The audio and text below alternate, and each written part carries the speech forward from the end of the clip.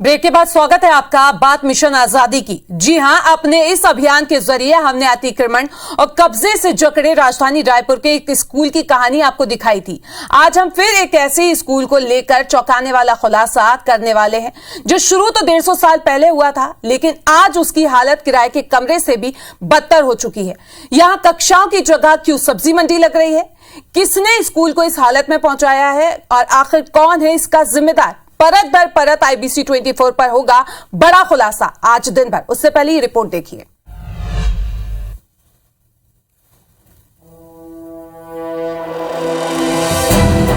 डेढ़ 150 साल पुराना एक स्कूल जहां अब लगती है सब्जी मंडी। एक कमरे में सभी कक्षाएं, अतिक्रमण में जकड़ा शिक्षा का मंदिर। कब मिलेगी स्कूल को आजादी? देखने में तो ये जगह सब्जी मंडी लग रही है, जहां कई गाड़ियां खड़ी हैं और कमरे से बोरे लाकर इनमें लोड किए जा रहे हैं। लेकिन आपको ये जानकर हैरानी होगी कि जिन कमरों से बोरे लाकर गाड़ियों में लादे जा रहे हैं, ये कमरे कोई आम कमरे नहीं बल्कि क्लासरूम है, जहां कायदे से तो बच्चों की पीठ पर लदा बस्ता दिखना चाहिए, लेकिन अफसोस यहां बोरे लाद कर निकलते मजदूर नजर आते हैं।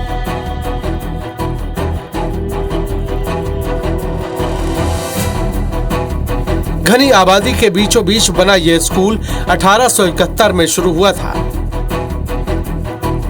जाहिर है स्कूल में ऐसे लोगों ने भी पढ़ाई की होगी जिन्होंने आजादी की लड़ाई में स्वतंत्रता की अलख जगाई होगी। लेकिन हैरानी यह है कि देश को आजादी मिलने के बाद भी यह स्कूल अतिक्रमण और कब्जे के जंजीरों में जकड़ा हुआ है। इस कैंपस पर कभी 5-5 स्कूल चला करते थे और अब मर्ज कर इसे एक कर दिया गया है।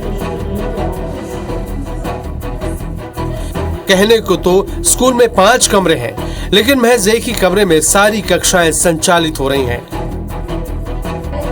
सवाल यह है कि आखिर क्यों 5 कमरे वाला स्कूल एक ही कमरे में सिमट चुका है? परिसर में बच्चों की जगह लोडर वाहनों की धमाचौकड़ी क्यों हो रही है? क्यों धीरे धीरे हो रहा है स्कूल पर कब्जा? कौन रच रहा है कब्जे की साजिश? 150 साल पुराने स्कूल को आखिर क्यों छोड़ दिया गया लावारिस? क्या प्रशासन को नहीं है स्कूल की बदहाली की खबर, या फिर जानबूझकर अनजान है प्रशासन? आखिर कहां है ये स्कूल और किसने छीन ली है बच्चों की आजादी? ये भी बताएंगे आपको अपनी खास पेशकश मिशन आजादी में। Bureau report IBC 24।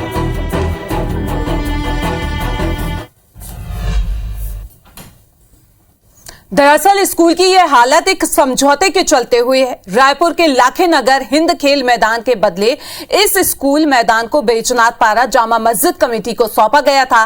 बस इसी के बाद इस सरकारी स्कूल के बुरे दिन शुरू हुए। स्कूल परिसर पार्किंग, सब्जी मंडी, बकरा बाजार और शादी पंडाल का अड्डा बन गया है। नतीजन बच्चों की संख्या घटती गई और धीरे धीरे स्कूल के चारों कमरों में ताले लग गए। सवाल यह है कि आखिर प्रशासन इतने दिनों तक सोता क्यों रहा?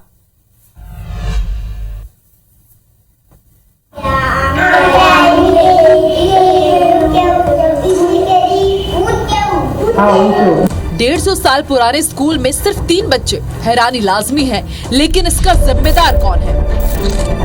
मुझे शॉक्ड लगा सबसे पहले कि इतना बड़ा स्कूल, इतना पुराना स्कूल और उसमें मात्र 1 बच्चा। क्या धीरे धीरे स्कूल पर हो रहा है अतिक्रमण? कौन है इसका जिम्मेदार? पूरा हमारे बरामदे में सब्जी वाले पूरा यानी कि बैठे रहते हैं। हाँ। उनको हटाना पड़ता है। अभी तो नहीं है, नहीं तो यहाँ तो पूरी सब्जी लगी रहती है। क्यों और कौन देता है शादियों के सीजन में स्कूल में पंडाल लगाने की परमिशन? हाँ, शादियों के सीजन में पूरे स्कूल तक पंडाल हो जाता है। बच्चों के हाजिरी रजिस्टर में दर्ज नामों से ज्यादा बड़ी सूची शाला विकास समिति के सदस्यों की है, जिसमें 14 नाम दर्ज हैं, लेकिन शाला विकास के नाम पर बनी ये समिति सिर्फ नाम की रह गई है, क्योंकि स्कूल पर धीरे धीरे कब्जा हो रहा है। स्कूल के दरवाजे तक सब्जी मार्केट लगते हैं। सुबह से दोपहर तक सब्जियों की टोकरियां और बोरियां रखी होती हैं। ये सामने हमें शाला विकास समिति के सदस्यों का बोर्ड नज़र आ रहा है, और जो इस स्कूल में वो देख लीजिए, माननीय एजाज ढेबर सबसे ऊपर हैं, पार्षद हैं। पुराना बोर्ड लग रहा है क्योंकि अब तो महापौर हो गए हैं जी। और पास में जितने सारे अनवर अली, सरिता पसेरिया और तमाम लोग हैं शाला विकास समिति में। अभी कौन है मैडम जो आप बता सकें? सर हाँ, ये फिरोज खान है। अच्छा। और मुजम्मिल खान है, आसपास के हैं। अच्छा। और इनके पेरेंट्स हैं। अच्छा। आफरीन बेगम हैं और शहनाज बेगम हैं। बेतरतीब गाड़ियां होने से भी बच्चों का स्कूल परिसर में निकलना और खेलना दूभर है, लिहाजा टीचर की देखरेख में बच्चे बाहर खेलते हैं।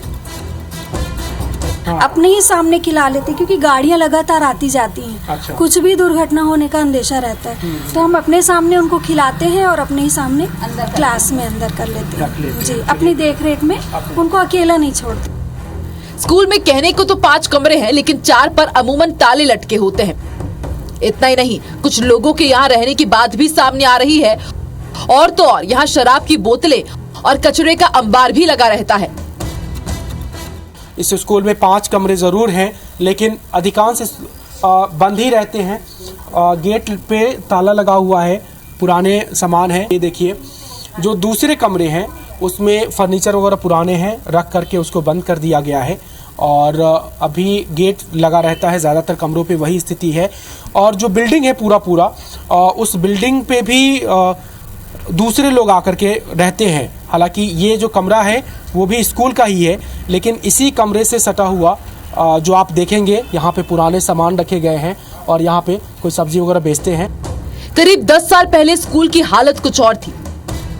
तब यहाँ करीब 100 बच्चे पढ़ते थे, लेकिन कब्जे और अतिक्रमण के चलते पढ़ाई का माहौल खत्म होने लगा। आइए आपको बताते हैं कि आखिर 150 साल पुराना स्कूल अपना वजूद क्यों खोता जा रहा है। दरअसल इसके पीछे वक्फ और मस्जिद की जमीन का विवाद है।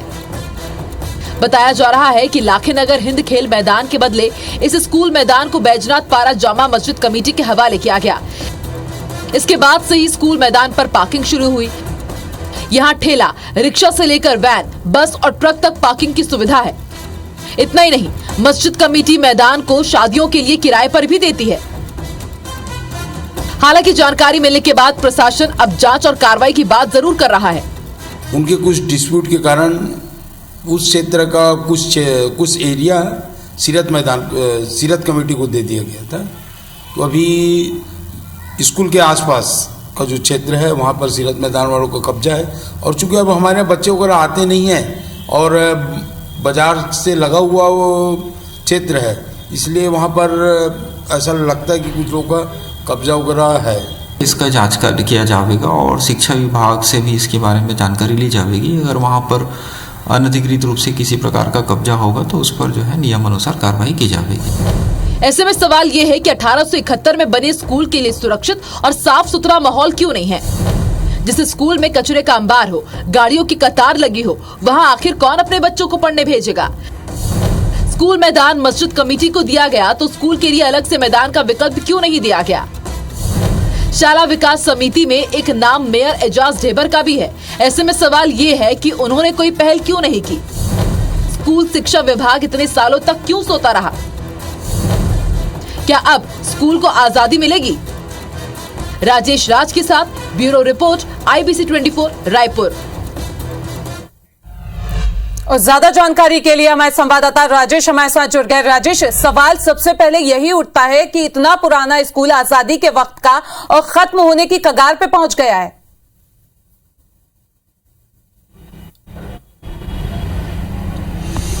जी बिल्कुल, अभी आपने वो रिपोर्ट में तमाम पहलुओं को दिखाया हमने दर्शकों को, और मैं अभी उसी स्कूल के सामने मौजूद हूँ। और जो हमने तस्वीरें दिखाई, उस तस्वीर को, उस फैक्ट को दिखाती कुछ और तस्वीर है, जो पहले हम आपको दिखा दें कि क्यों इतनी बुरी हालत में पहुँच गया स्कूल, और फिर वो भी पूछेंगे कि क्यों सोता रहा स्कूल शिक्षा विभाग। ये सामने देखिए, दोपहर का वक्त है, शास्त्री बाजार बगल में है, और लोगों ने सब्जी खरीदी है और यहाँ पे ला करके रख दिया है। हमारी जो लोगों से बातचीत हुई, कहा आप सुबह आइए, देखिएगा कि यहाँ पे तो पैर रखने की जगह नहीं होती है। लोग आते हैं, जो कि इसलिए है क्योंकि यहाँ पे कोई सुरक्षा नहीं है, कोई सेपरेट बाउंड्री वॉल नहीं है, कोई इनका अपना परिसर नहीं है जिस पे ताला लगा रहे। एकदम खुला हो गया है। बगल में जो मैदान है वो अब पार्किंग के काम आता है, सीरत कमेटी ने उसको पार्किंग अलॉट कर दिया है। और फिर जो स्कूल की सुरक्षा है, स्कूल की सुचिता है, वो पूरी धरी की धरी रह गई है। एक तस्वीर आपको यहाँ पे दिखाएंगे। ये सामने देखिए, यहाँ पे जो बाहर से लोग आते हैं, खास करके उड़ीसा से लोग आते हैं, सब्जी खरीदते हैं,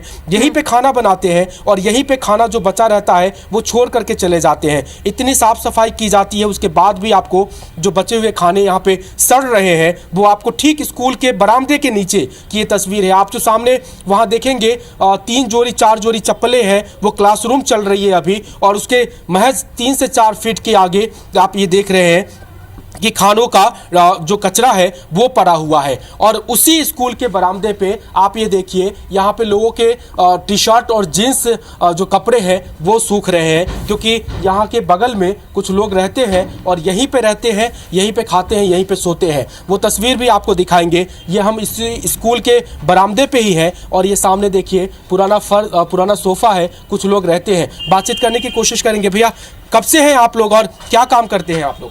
सर एक मिनट सर। जी जी हाँ, नहीं बताओ भैया, कुछ तो बताओ, क्या क्या कैसे रुक रहे थे? नहीं रह, ठीक है। तो ये यहाँ पे सोए हुए थे और अभी चले गए हैं, वो उन्होंने कुछ बताया नहीं। सामने परिसर में देखिए, आपको कचरे का अंबार नजर आएगा, जो हमने अपनी रिपोर्ट में भी दिखाई है। वो इसी तरह से कचरे आपको यहाँ पे पड़े हुए दिखाई देंगे। अब सवाल है कि अगर इस तरह का माहौल रहेगा, सामने इस तरह से ठेले लगातार लगे रहे, सामने कपड़े सूखते हुए दिखाई दे, कौन सा ऐसा माहौल रहेगा जिसमें बच्चे आकर के पढ़ना चाहेंगे, और वो भी गरीब बच्चे हैं। क्योंकि इस तरह के माहौल के बाद ही धीरे धीरे करके और वो जो बच्चे हैं वो यहाँ पे आना बंद हुए, और आज ये स्कूल मरने की कगार पे चला गया। तो सबसे बड़ी जो जिम्मेदारी है निश्चित रूप से स्कूल शिक्षा विभाग की है। क्लास चल रही है, हम चलते हैं, कुछ बातचीत करने की कोशिश करेंगे। और ये देखिए 3-4 बच्चे हैं। नमस्ते मैडम, आप ही प्रधान पाठिका हैं आप? तो हमने तो बातचीत भी की थी, अभी फिर से तस्वीर वो दिखाई है। कितनी तकलीफें होती हैं आप लोगों को यहाँ पे स्कूल चलाने में? सर अभी ऐसा है कि मेरी जो नियुक्ति है अभी 18 नवंबर की है, नई ज्वाइनिंग है एचएम के पद पे। तो अभी फ़िलहाल मैं जब यहाँ पर आई तो मुझे बहुत जैसे शॉक्ड टाइप का लगा कि यहाँ बच्चे नहीं हैं। जी। तो आने से मेरा मुख्य मकसद ये था कि सबसे पहले मैं बच्चों पे फोकस करूँ, यहाँ की दर्ज संख्या बढ़ाऊँ। इसके लिए मैं अभी सर्वे कर रही हूँ लगातार। तो अभी फिलहाल 3 बच्चे आए थे, आज मैंने फिर राजीव गांधी उसमें सर्वे किया तो 1 बच्चा आया है। चलिए, ये आपकी तारीफ निश्चित रूप से होनी चाहिए, क्योंकि हमने रिपोर्ट में ही दिखाया है 4 साल से यहाँ पे एक भी बच्चे का एडमिशन नहीं हुआ था। आप आई हैं, 4 बच्चे आप एडमिशन लिए हैं, लेकिन तकलीफें जो कचरा गंदगी, उसको थोड़ा सा बता दीजिए। सर अभी तो फिलहाल इस तकलीफ को, ये परेशानी को देखकर थोड़ा सा तो दुख हो रहा है, लेकिन अभी मेरा प्रयास सिर्फ बच्चों के ऊपर है। तो जब ये दर्ज संख्या बढ़ती जाएगी तो मैं आगे वहाँ का। चलिए, एक सवाल मैं आपसे ये भी पूछना चाहता हूँ, क्या आपने स्कूल शिक्षा विभाग के अधिकारियों को अवगत कराया है कि यहाँ पे सब्जी बाजार लगता है, पार्किंग होती है, ठेले लगे होते हैं? फिलहाल अभी तक तो नहीं कराया, लेकिन आप करेंगी? हाँ सर, इसके क्योंकि आप नहीं आई हैं, आपने कहा जोर दिया कि हम एडमिशन पे जोर दे रहे हैं। अभी सिर्फ मैं बच्चों पे फोकस। राजेश, बिल्कुल अब देखना होगा कि IBC 24 पर खबर दिखाने के बाद और इस खुलासे के बाद प्रशासन और शिक्षा विभाग जो है वो जागता है या नहीं। फिलहाल तमाम जानकारी के लिए आपका बहुत बहुत शुक्रिया। और इस बुलेटिन में अभी के लिए इतना ही। नमस्कार।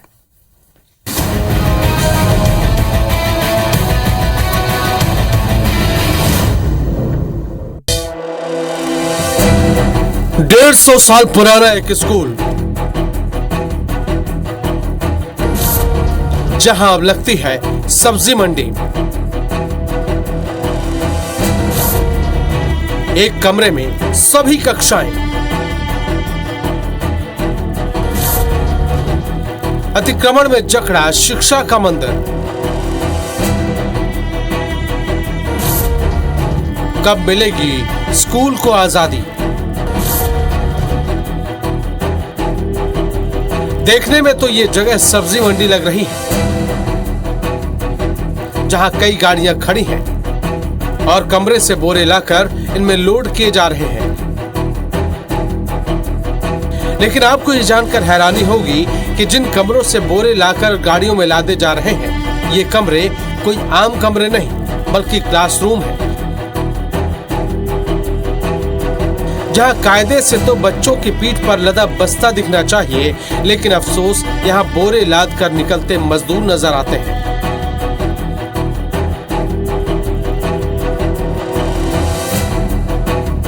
घनी आबादी के बीचों बीच बना यह स्कूल 1871 में शुरू हुआ था। जाहिर है स्कूल में ऐसे लोगों ने भी पढ़ाई की होगी जिन्होंने आजादी की लड़ाई में स्वतंत्रता की अलख जगाई होगी। लेकिन हैरानी यह है कि देश को आजादी मिलने के बाद भी यह स्कूल अतिक्रमण और कब्जे के जंजीरों में जकड़ा हुआ है। इस कैंपस पर कभी 5-5 स्कूल चला करते थे और अब मर्ज कर इसे एक कर दिया गया है। कहने को तो स्कूल में 5 कमरे हैं, लेकिन महज एक ही कमरे में सारी कक्षाएं संचालित हो रही हैं। सवाल यह है कि आखिर क्यों 5 कमरे वाला स्कूल एक ही कमरे में सिमट चुका है?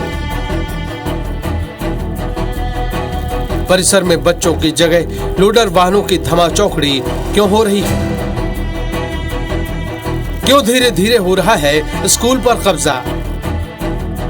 कौन रच रहा है कब्जे की साजिश? 150 साल पुराने स्कूल को आखिर क्यों छोड़ दिया गया लावारिस? क्या प्रशासन को नहीं है स्कूल की बदहाली की खबर, या फिर जानबूझकर अनजान है प्रशासन? आखिर कहां है ये स्कूल और किसने छीन ली है बच्चों की आजादी? ये भी बताएंगे आपको अपनी खास पेशकश मिशन आजादी में। Bureau report IBC 24।